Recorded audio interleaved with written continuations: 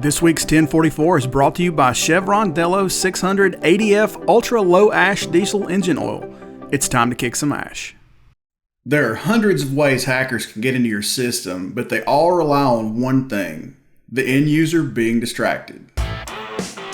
You're watching CCJ's 1044, a weekly webisode that brings you the latest trucking industry news and updates from the editors of CCJ. Don't forget to subscribe and hit the bell for notifications so you'll never miss an installment of 1044.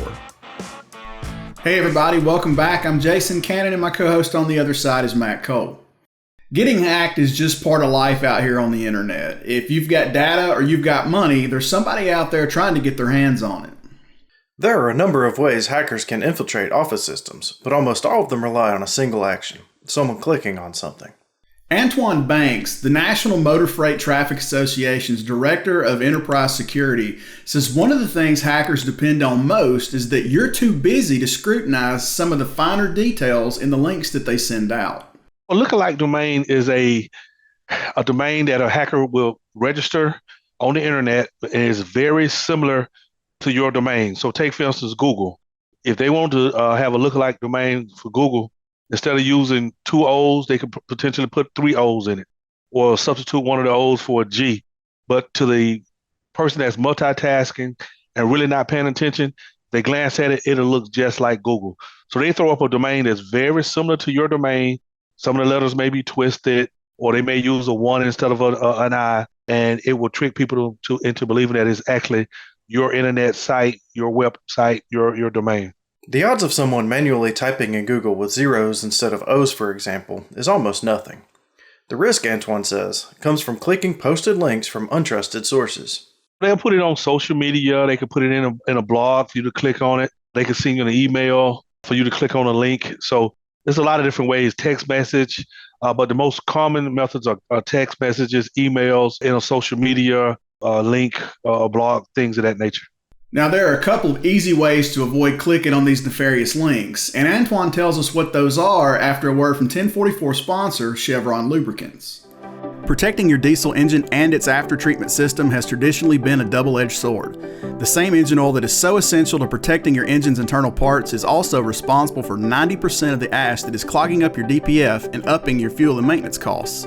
Outdated industry thinking still sees a trade-off between engine and emission system protection, and Chevron was tired of it. So they spent a decade of R&D developing a no-compromise formulation.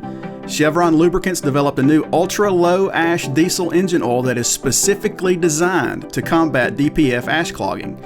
Delo 600 ADF with OmniMax technology cuts sulfate ash by a whopping 60%, which reduces the rate of DPF clogging and extends DPF service life by 2.5 times. And just think what you can do with all the MPGs you're going to add from cutting your number of regens. But Delo 600 ADF isn't just about aftertreatment. It provides complete protection, extending drain intervals by preventing oil breakdown. Before, you had to choose between protecting your engine or your aftertreatment system, and now you don't. 600 ADF from Delo with OmniMax technology, it's time to kick some ash. One, I always start off with training employees to just take any time that you're presented with a link that you need to click on it, just take a couple of extra minutes or seconds to interrogate that link, to look at it, to see if it actually is what it's representing. Two, corporations should have a couple of security tools in place to actually block some of those emails.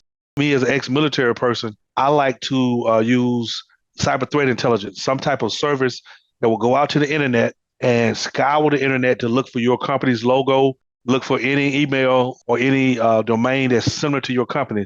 So you can hire a cyber intel company to do it, or you can use software that will constantly interrogate the internet to see if your logo and if your domain is there. You can also use something called email filtering. Tools like Proofpoint, they will interrogate your emails as they come in, and then they will block emails from lookalike domains, things of that nature. So cyber threat intelligence, train your employees, security tools such as a Proofpoint, that's going to use URL filtering, and then DMARC. DMARC is something that a security person should be familiar with, but it's email, is built into your email system, and it will actually look for spoofed emails coming into your organization to make sure that nobody's sending your employees lookalike domains email.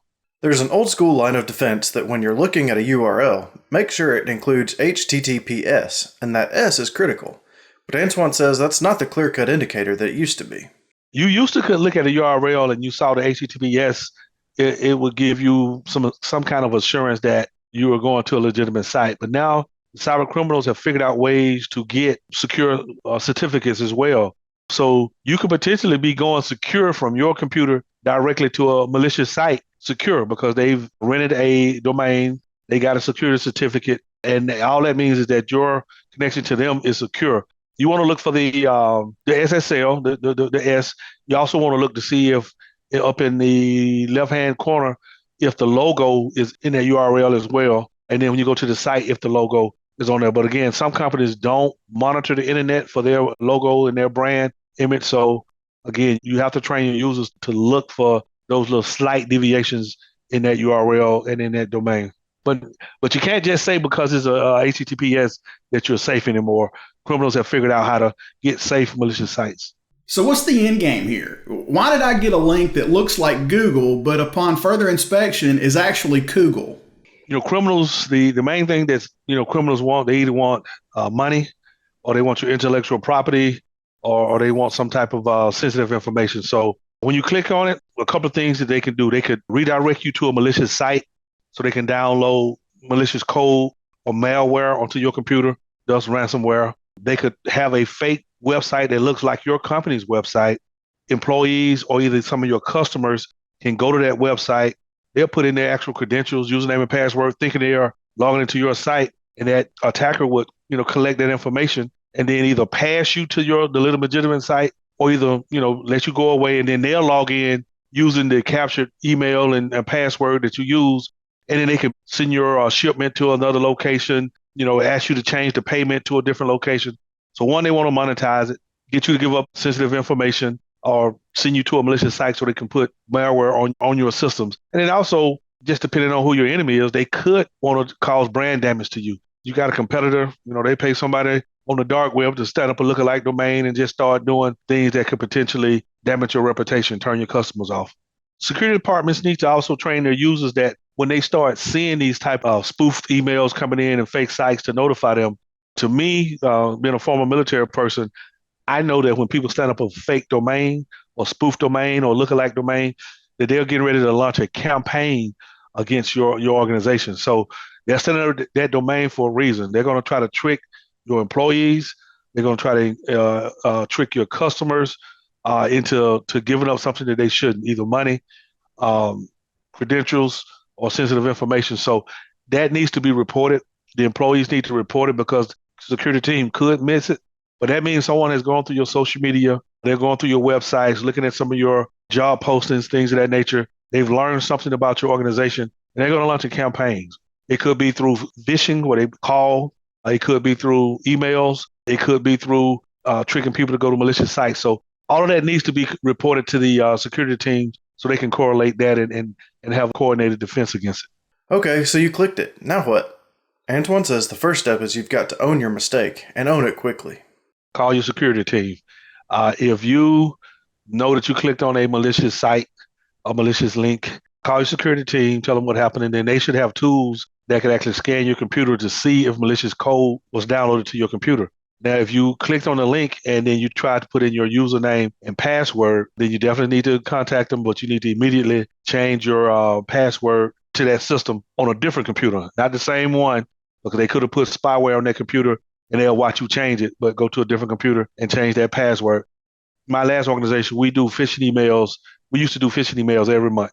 We sent it out to all the employees, and then we would grade each department by the number of people that would click on it, by the number of people that actually tried to put in their credentials.